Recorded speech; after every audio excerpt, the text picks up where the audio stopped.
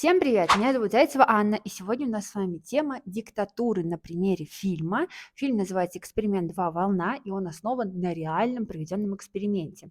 Значит, наше видео сегодня состоит из 3 частей, как я люблю. Первая часть– это реальный эксперимент, я оставлю ссылки на книги, на вырезки с переводом на русский язык и так далее. Второе– это разбор фильма. Очень краткий разбор на примере 3 персонажей, которые там были в этом фильме, и как эти 3 персонажа поменялись во время диктаторского режима за 5 дней всего лишь. И третья часть видео будет состоять из выводов и рекомендаций от меня. Итак, поехали. Первая часть. Это реальный эксперимент, который был проведен Роном Джонсоном, это учитель. Эксперимент начался 3 апреля 1967 года, очень важно, потому что не так много времени прошло со времен Второй мировой войны. Далее, что важно знать об этом эксперименте, то, что это были ученики 10 класса, ему было около 16 лет, и это очень важно тоже, потому что около 16 лет префронтальная кора еще недоразвита, люди еще не умеют ставить цели, делать выводы и так далее. И что еще важно, что этот эксперимент был проведен в США в школе Куберли. Значит, Рон Джонсон преподавал Вторую мировую войну, курс назывался «Диктатура», и десятиклассники задали ему вопрос, почему же мирные немцы не имели ничего против таких вот жестоких действий нацистов, да, почему никто не восставал. И Рон Джонсон не придумал никакого ответа, он говорит, а давайте проведем эксперимент. У нас с вами как раз есть неделька в запасе, мы опережаем программу, и за эти 5 дней воспроизведем диктатуру, где я буду учитель Рон Джонсон диктатором, а вы будете моими подчиненными, которые будут следовать правилам. И мы посмотрим, что из этого получится. То есть все понимают, да, что это демократичная страна, что прошло не так много времени со времен Второй мировой войны, что у учеников много вопросов, почему немцы так себя повели. И вот он говорит, все, окей, теперь вы мои подчиненные, я диктатор. Давайте посмотрим, что получилось. Я рассказывать реальный эксперимент не буду, я оставлю вам снизу ссылку на книгу самого Рона Джонсона, которую вы сможете прочитать, если у вас есть хороший английский, или попробовать найти ее в переводе. Либо я оставляю вторую ссылку для тех, кому лень читать или проблемы с английским. Есть ссылка на 9 страниц, всего лишь 9 страниц перевода на русский язык, конкретно этой книги, чтобы вы могли понять, из чего состоял этот эксперимент и как его оценивал сам Рон Джонсон, который на самом деле очень много лет молчал и нигде не распространялся и не рассказывал об этом эксперименте, потому что ему было стыдно. Но мы с вами сегодня смотрим фильм, а не реальный эксперимент. Поэтому, что еще важно мне добавить, наверное, про реальный эксперимент, что вот эта группа, которая образовалась, диктаторская, она называлась «Третья волна», по аналогии с Третьим Рейхом. В фильме это будет называться просто «Волна». Это просто важно понимать, что будут несоответствия, потому что это фильм, а не реальный эксперимент. Вот, поэтому, если вы заметите какие-то несостыковки, можете писать об этом в комментариях, подушнить, ничего страшного. Просто вас предупреждаю заранее. И мы плавно переходим ко второй части данного видео. Это разбор самого фильма, да, 3 персонажей, о которых я сейчас скажу, и что с ними сделал тот самый диктаторский режим всего лишь за 5 дней. Вот.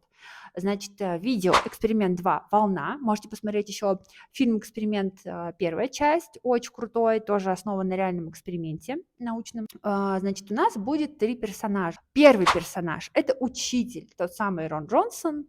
Там это другой человек, актер играет. По фильму он такой невзрачный учитель какой-то, среднего уровня.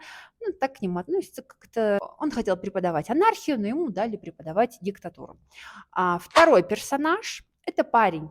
Это парень, молодой ученик, у которого нет никаких выдающихся результатов ни в спорте, у некоторых учеников есть какие-то спортивные достижения, у этого человека нет. У него нет никаких выдающихся результатов в школе, как в каком-то предмете, у него нет интеллектуальных каких-то суперспособностей, у него нет друзей, я вставлю здесь кадр, он пытается дарить своим одноклассникам наркотики, чтобы они его воспринимали, чтобы как-то получить их авторитет. То есть он хочет быть крутым, он пытается как-то задружиться с крутыми ребятами, но у него ничего не получается. Настоящий? Конечно. Подключаюсь к Голландии. Ты совсем спятил. Что ты скажешь с тобой траву? Сначала Костолопа меня поймает. Что ты за это хочешь? Ничего. И еще очень важный момент, родители его не принимают, мы тоже увидим с вами дальше кадр, как происходит взаимодействие у него с родителями. Третий персонаж – это девушка, прекрасная девушка, красавица, умница, отличница, у нее есть интеллектуальные способности, она одна из лучших в классе, Рон Джонсон, учитель, ее очень любит, гордится ее достижениями, советуется даже с ней, и еще она играет главную роль в спектакле, который ставится в этой школе. То есть это прям, ну, супер какая-то золотая девочка, и встречается она со спортсменом из этого же класса, с очень красивым парнем, и семья у нее идеальная, и мама, и папа в любви живут, в гармонии, вы увидите, как они там в свои там 50-60 лет занимаются сексом. В общем, все у нее хорошо в жизни, у нее есть свои, важный тоже момент, планы и цели на будущее, она планирует уже переезд в Италию, чтобы поступить в университет, то есть девочка с критическим мышлением, достаточно здравым, с хорошим подходом к жизни. И вот мы видим этих 3 персонажей до диктатуры. Все они ввязываются в эксперимент. Когда начался эксперимент, учитель всех спросил в классе: ребята, а вы знаете, из чего состоит диктатура? И они все радостно, конечно, знали и ответили. Первый признак диктатуры – это дисциплина, отвечает тот самый парень. Дисциплина, господин Венгер. Второе, мы видим, что они говорят про уровень безработицы высокий, про социальную несправедливость. Мы видим, что они говорят про высокий уровень инфляции, они говорят про политическую пассивность и про экстремальный национализм. И ученики все это знают, они сами это озвучили, и они соглашаются на этот эксперимент. И вот мы видим, что вот этот самый парниша, который был никчемныш, да, такой вот никому не нужный, как только начинается этот эксперимент, он приходит домой к родителям и такой: вау, мам, пап, такая классная штука, у нас ввели дисциплину в первый же день. Мы должны отвечать стоя, это улучшает кровообращение. Ответ должен быть коротким. Почему ты это не соблюдаешь? В общем, родителям нет никакого дела до этого несчастного парня. Получается, что нигде он не нужен, нигде у него нет своей социальной группы, и вроде бы как вот эта вот диктаторская группа, которая образовалась, она дает ему какой-то смысл, да, в этой жизни, и дальше она дает ему даже цель. А дальше мы видим, что у учеников появляется некое приветствие, они даже дальше придумывают свой жест, такой типа волна. Дальше у них вводится учителем униформа, белая рубашка и джинсы. То есть что происходит? Учитель, который, как мы видим, очень сильно увлекся своим экспериментом, строит разные планы, придумывает какие-то новые действия касаемо дисциплины, и людям не нужно думать. Им не нужно думать, как им отвечать, да, им не нужно думать, что им надеть с утра. Учитель так и говорит: смотрите, как круто, вам не нужно придумывать, во что вам одеться, вам не нужно переплачивать за бренды, вам нужно просто надеть белую рубашку, джинсы и прийти одинаковыми вот такими вот сидеть у нас в группе. То есть мы понимаем, что как только человек перестает думать и совершает какое-то стереотипное действие, по сути, выключаются когнитивные способности, да, функции памяти, внимания, воображения, они не нужны в этот момент. То есть мы видим, как потихоньку диктатура начинает отключать им мышление, да, в каком-то смысле, психические процессы, когниции. Дальше, следующее правило, которое вводится, это троечников, двоечников сажают с отличниками. И отличники, ну, такие: ну, а почему так происходит, дорогой учитель? Как это мы сейчас будем, значит, давать списывать? Что это значит? Учитель говорит: нет-нет-нет, смотрите, мы здесь теперь все на равных. Вот ты там шаришь в математике, а ты шаришь в русском, и вы вместе друг дружке поможете и станете равными. То есть мы видим, как уничтожается постепенно идентичность. Идентичность в знаниях, да, идентичность в одежде. Нельзя самопроявляться как-то, быть каким-то индивидуальным. Эго – это плохо. Дальше расскажу, что вот будет с этой девочкой, которая была успешная в самом начале. То есть создаются условия, где разрушаются какие-то функции когнитивные, тебе не нужно думать, да, ты следуешь правилам, разрушается идентичность внешняя, да, не только внутренняя, и становится такая серая, в этом случае белая масса единая. Дальше что происходит? Когда ввелась эта униформа, мальчик, про который мы говорили в самом начале, который был никому не нужен, он настолько уже увлекся этим процессом, что он берет и сжигает, просто сжигает все свои брендовые вещи, стоит в этой белой рубашке, как бы отдавая всего себя, да, отдавая все смыслы, все цели этой волне. Вот они еще придумали название, да, они стали называться волной, у них появилось это приветствие, как мы с вами говорили ранее. То есть он уже поглощен полностью вот этой волной, это становится его смыслом, его целью. В итоге, так как диктатура нацелена в целом на уничтожение индивидуальности в одежде, в мыслях, во всем, те люди, которые имели достаточно высокий уровень интеллекта и отличались в группе, и у которых есть критическое мышление, они с этим, конечно же, не согласны, ведь у них когнитивные способности выше, у них когнитивного ресурса больше, и они продолжают все еще думать. И девушка, которая изначально была успешна, что с ней происходит? Она, когда ввели униформу, приходит в школу, как мы видим на этих кадрах, в другом цвете. Она говорит, ну, не идет мне белый, не хочу я надевать белую форму, вот эту белую рубашку. И на нее уже смотрят искоса. Ей уже учитель не дает слова, да, как раньше ее ценили, к ней прислушивались. То есть ее начинают постепенно выживать из группки. В итоге ее выживают из класса. В итоге ее роль главную в спектакле отдают другой девушке, которая вот следует всем правилам. И ее лучшая подруга приходит к ней и говорит: ты такая эгоистичная, ты такая вот вся вот такая, фу-фу-фу такое быть, мы вот все на равных, мы вот все классные, а ты вот такая вот тут что-то там себе напридумывала о себе. То есть уничтожается любая индивидуальность. Это не приветствуется в диктатуре совершенно. И все это происходило в эксперименте, который, я напомню, шел всего лишь 5 дней. Это очень важно, да?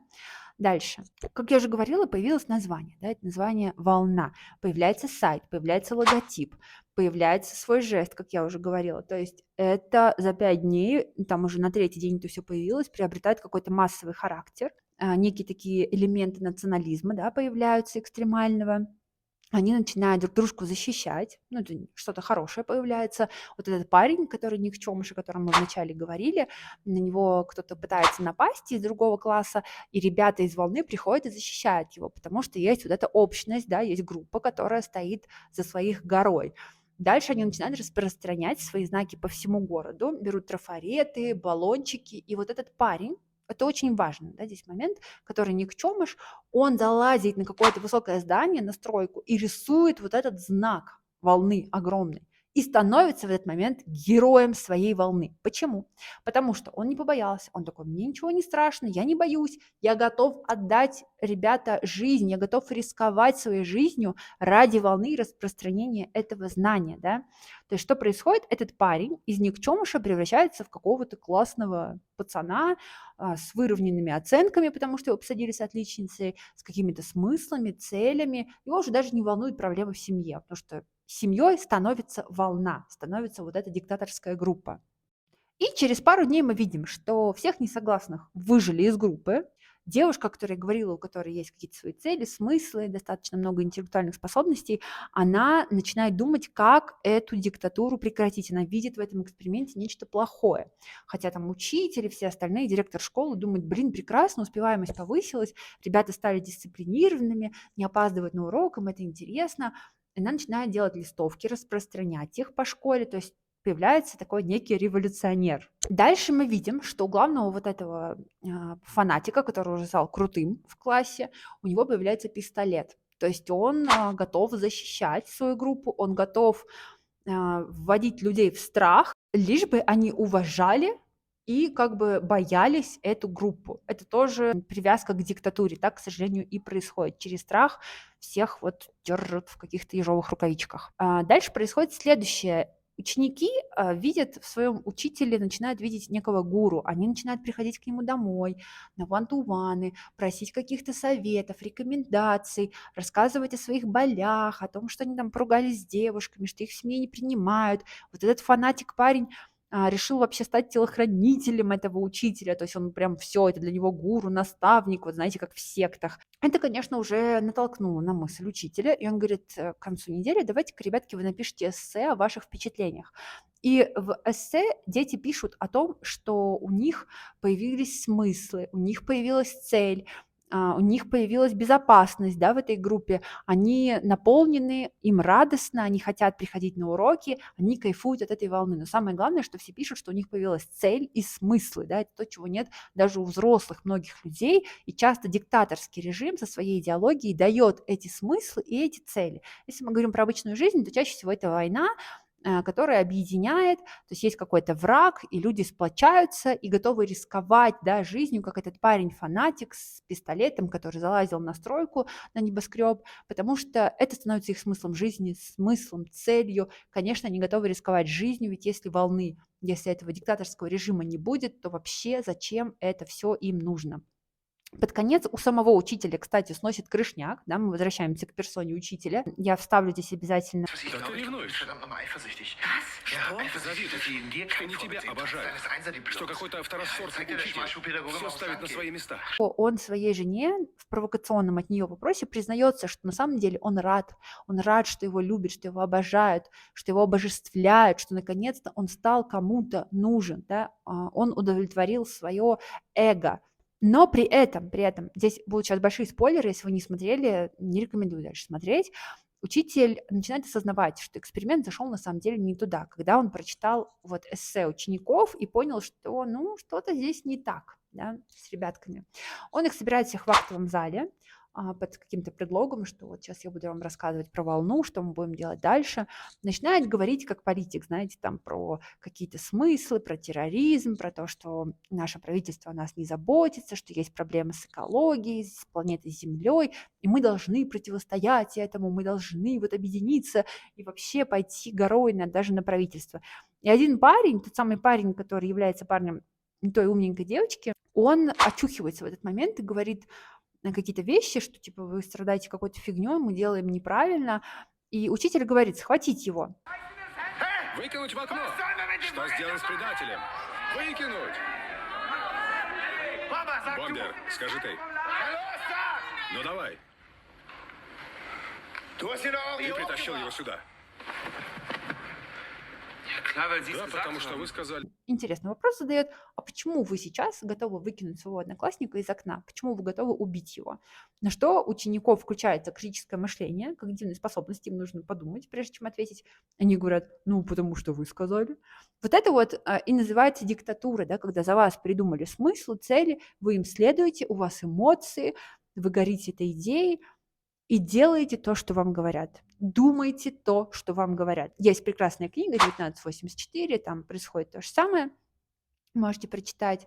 Вот. То есть дети в этом эксперименте, в этом фильме готовы совершить самосуд над своим одноклассником, выкинуть его из окна, потому что видят, что вот у них какая-то миссия, какая-то цель очень важная, и это очень вот важно всех несогласных выкинуть из группы, чтобы не вносили они смуту и не лишали нас нашей цели, не лишали нас возможности этой цели добиваться. В итоге учитель, как бы задавая вопрос, почему вы это делаете, признается, что, ну, ребят, вы перегнули палку, и вообще этот эксперимент уже закончился, уже пятница, давайте прекращать.